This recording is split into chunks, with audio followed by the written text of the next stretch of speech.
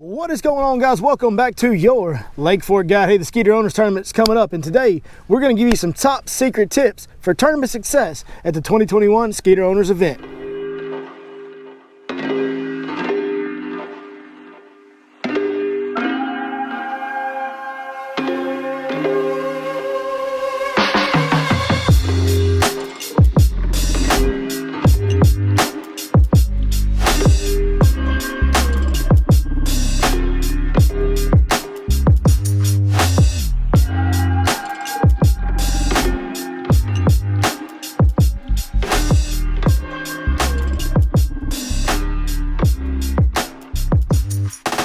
So we're actually going to get out on the water today and talk to you guys through the techniques that are working best. Now, we're actually going to try to do a little fishing, show you some effectiveness of at least some of these techniques that we're going to discuss with you today.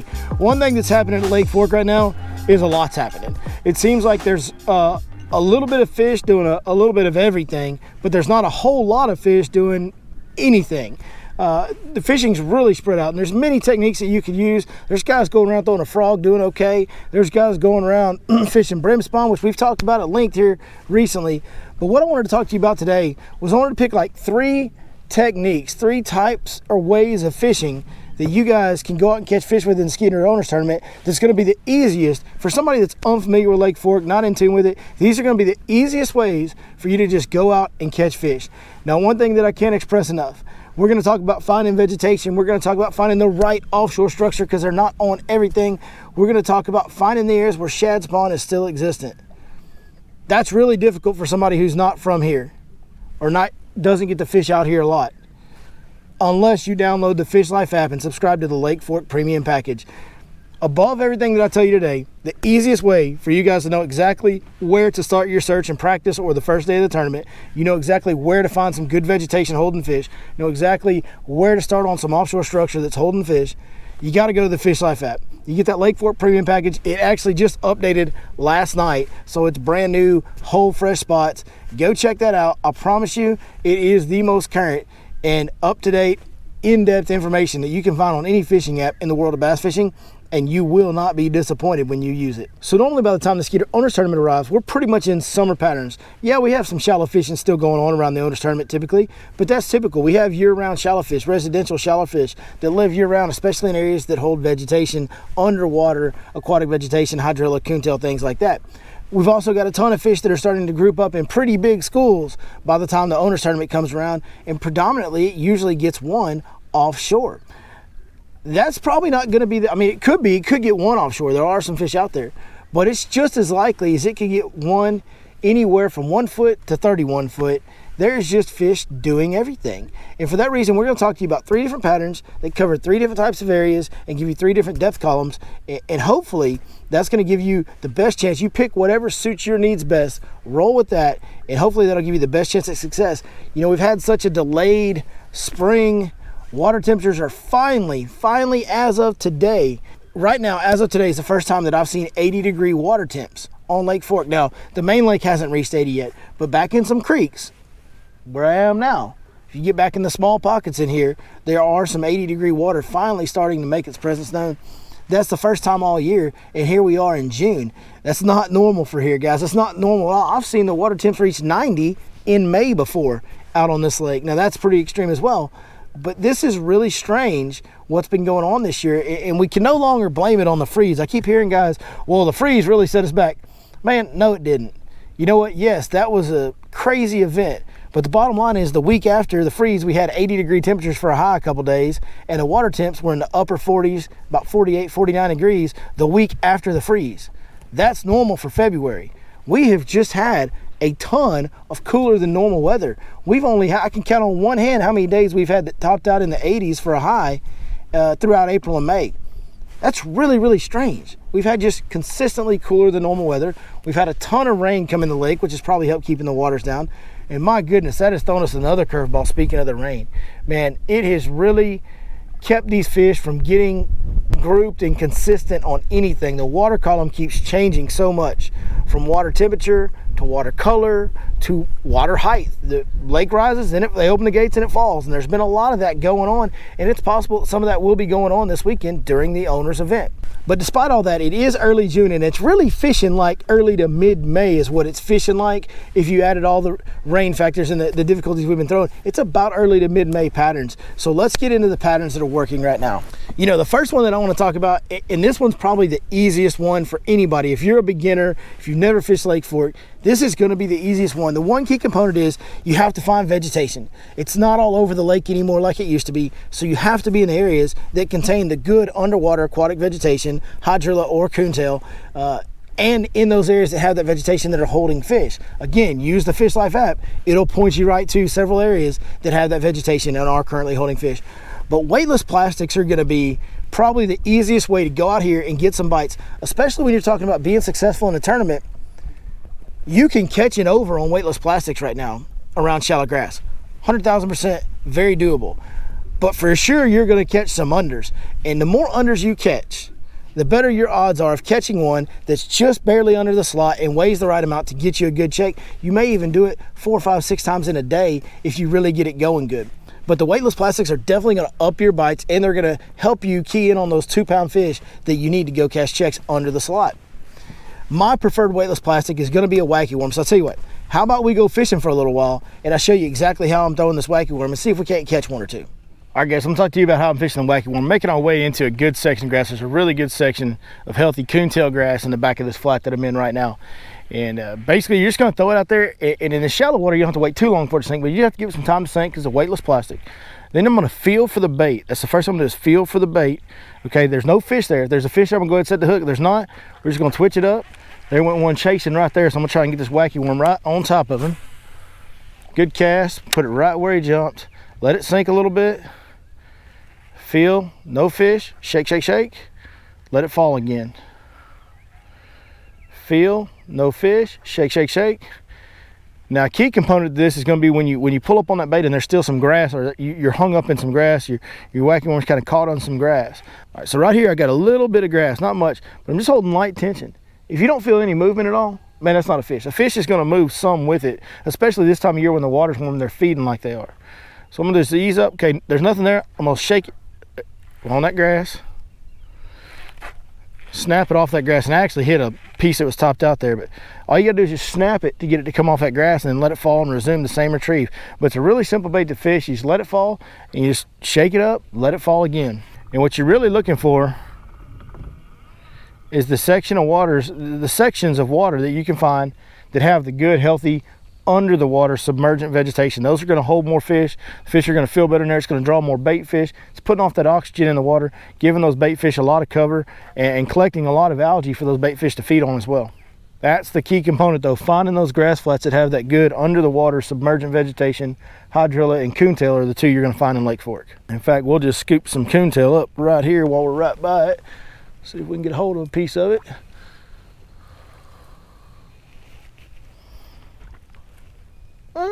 Almost. Okay. So this right here is coontail moss. If you can see, if you hold just one stem of it out by itself, it kind of looks like a little raccoon's tail.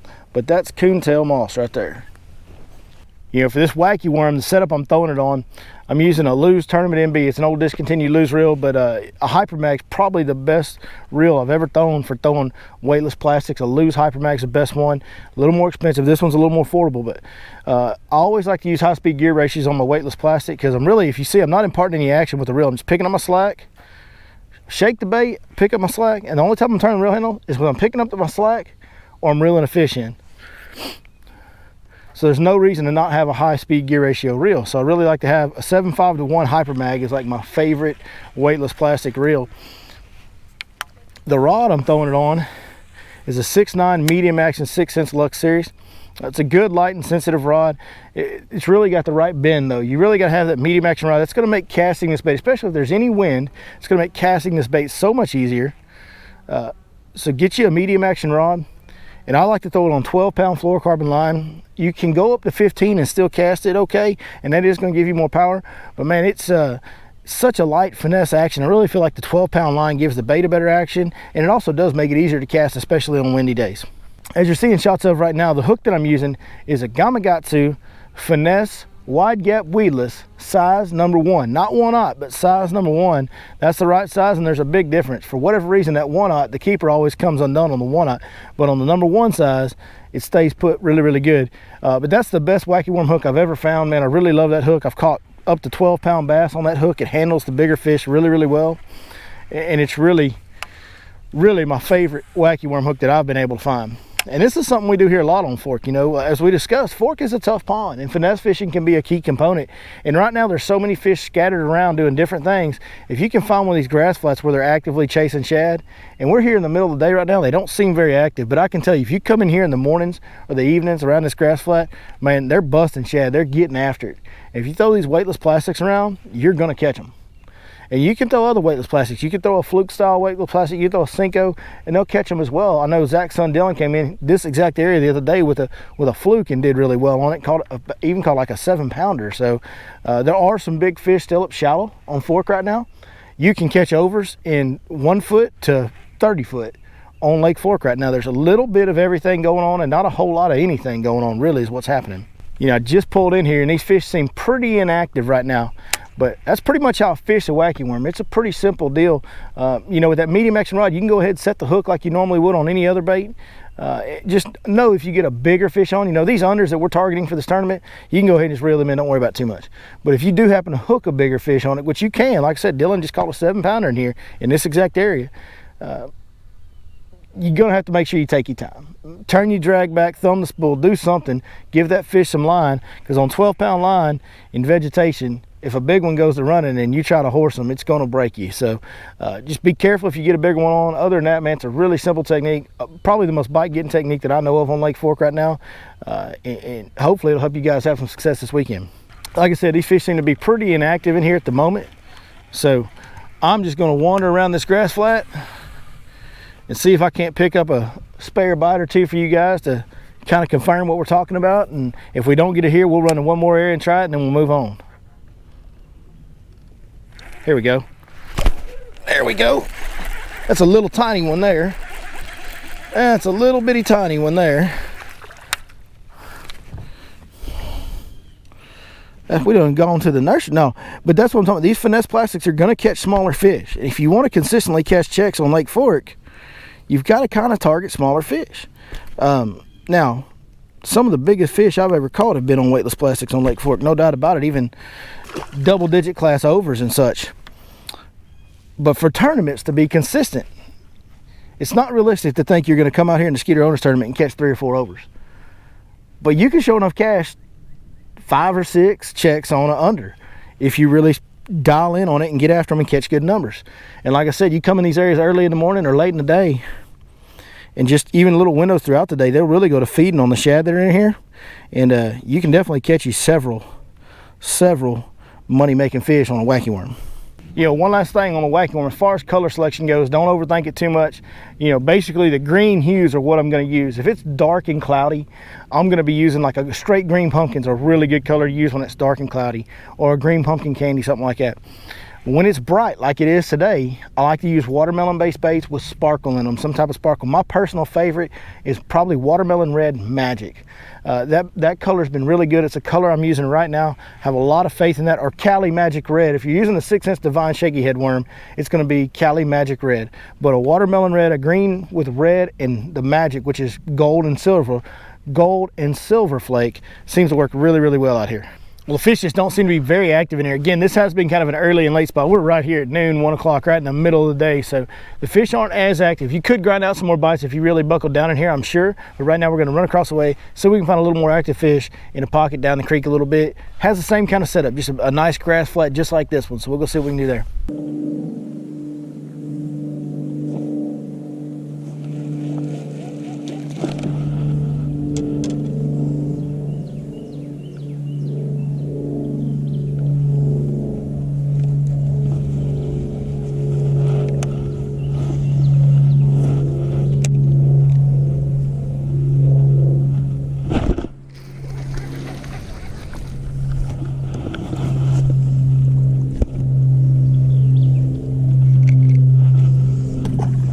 those fish just weren't very active up in the middle of the day, and that's pretty normal right now for the middle of the day. A lot of those shallow fish get active.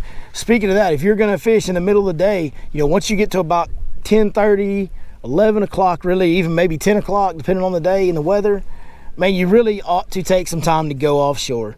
And when you're going offshore, the main thing that I focus on early in the offshore season, which we still are at this point, is super long extended main lake points. You'll find some of these on the Fish Life app, of course, but you want to go out there, find the sweet spot, graph around that point, find where the fish are set up, and then when you get to that, you want to set up off them about, I like to set up off them about 40 to 50 feet, because you can cast 60 to 80 feet pretty easily with the offshore baits that we use. And then the baits that are working best right now for offshore fishing are really a Carolina rig's been the best one. The Carolina rig's been the best one. I've been throwing the 6-cents hog walla on the Carolina rig a lot. Also fluke style baits like the Flush 5.2 from 6 cents, like the Impact Shad or a Zoom Super Fluke. Those have all been working, and the best colors have seemed to be a watermelon candy type of color. Something in water, green with some purple and gold flake, or watermelon red magic has been another color. Watermelon red magic, like you heard me talk about on the Wacky Worm, has been a really good color offshore for me as well on the hog walla. It's actually called Cali Magic Red, or Cali Red Magic, something like that on the hog walla from 6 cents. But the Carolina rig's been the best bait. Now, if you want to go offshore and try to catch a tournament winning fish, to me, your best bet is going to be a deep diving crankbait in chartreuse blueback. I'm going to grab the 6 cents C20 or C25 deep diving crankbait in chartreuse blue. That's going to be, you're going to have to throw it and grind it and wear yourself out all day. But if you want to go swing for one, go find some offshore areas that are holding some big fish on your electronics, or use the Fish Life app to find them, and then take that big plug and grind that big plug for what she's worth. That's really going to be the way, in my opinion, to give you the best chance to straight up win the whole tournament. As far as fishing the Carolina rig, man, it's really simple.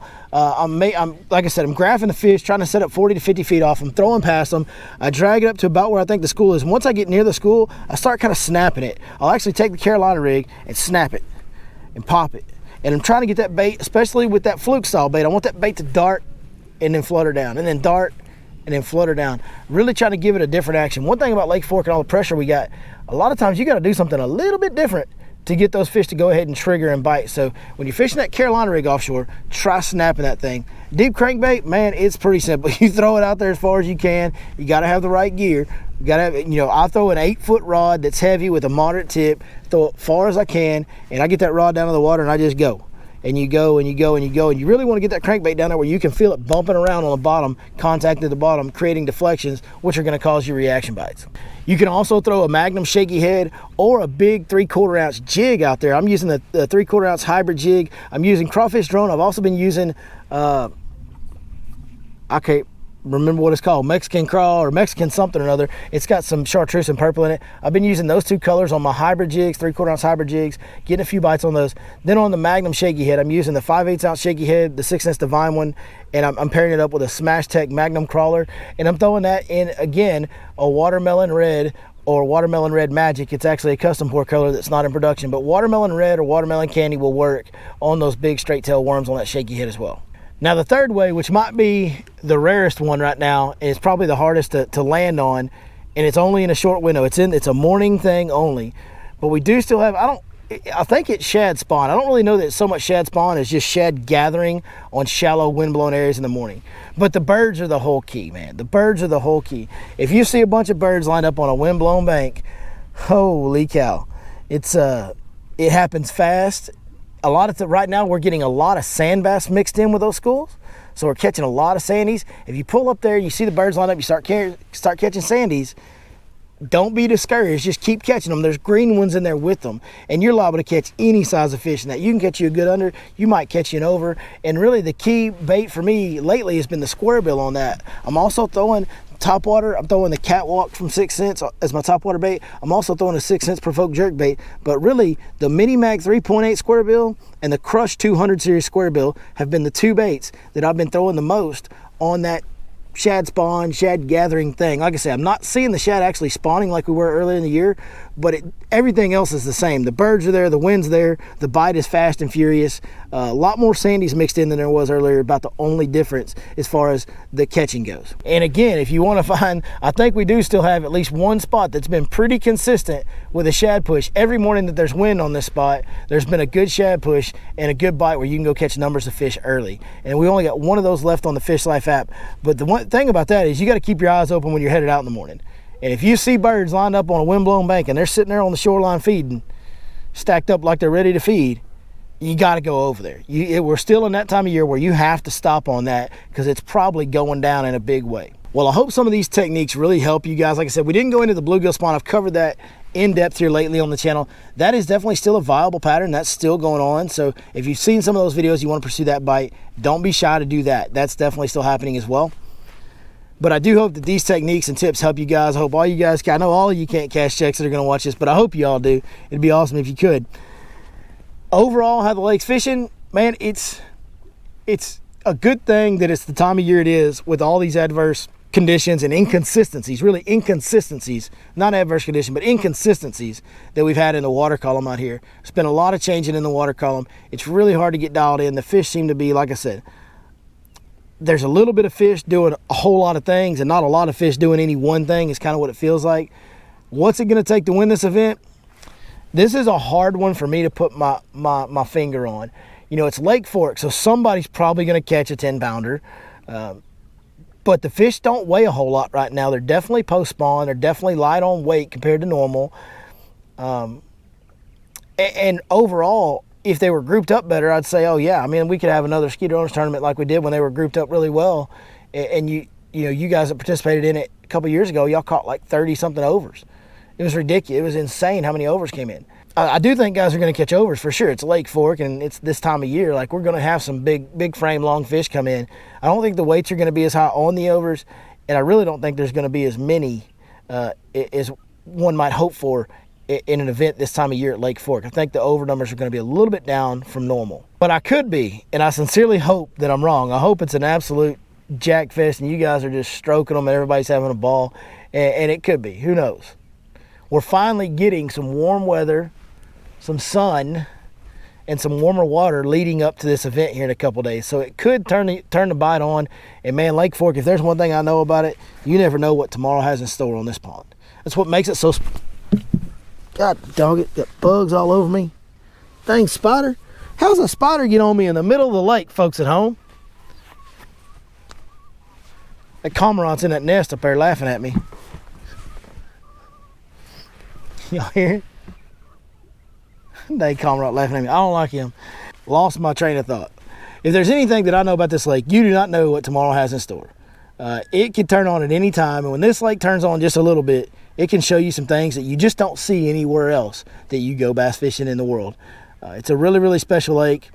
Obviously, that's why all you guys come here so often like you do, and why you get so excited for this tournament. It's why Skeeter Owners Tournament's the best bass boat owners event that exists. It's held right here. Unbelievable stadium, field of play that we have that I'm sitting on right now. All right, guys, so that's going to do it for today's video, man. Like I said earlier, I sure hope these tips help you out. I hope all you go cash some checks. I appreciate you watching. Go get subscribed to that Fish Life app. Hey, do me a favor. I mentioned a lot of 6th Sense fishing baits. Go check out 6thsensefishing.com. Get stocked up. When you place orders at 6thsensefishing.com, be sure you punch in that code, Your Lake Fork Guide. You'll get a 10% discount on all orders. Hey, if you're looking for 6th Sense baits here on site at Lake Fork, check out Lake Fork Marina. They've got a great selection of 6th Sense products in their tackle store right there as well. But overall, just sincerely thank you guys so very much for taking the time to watch this video, and we'll see you next time right here on Your Lake Fork Guide.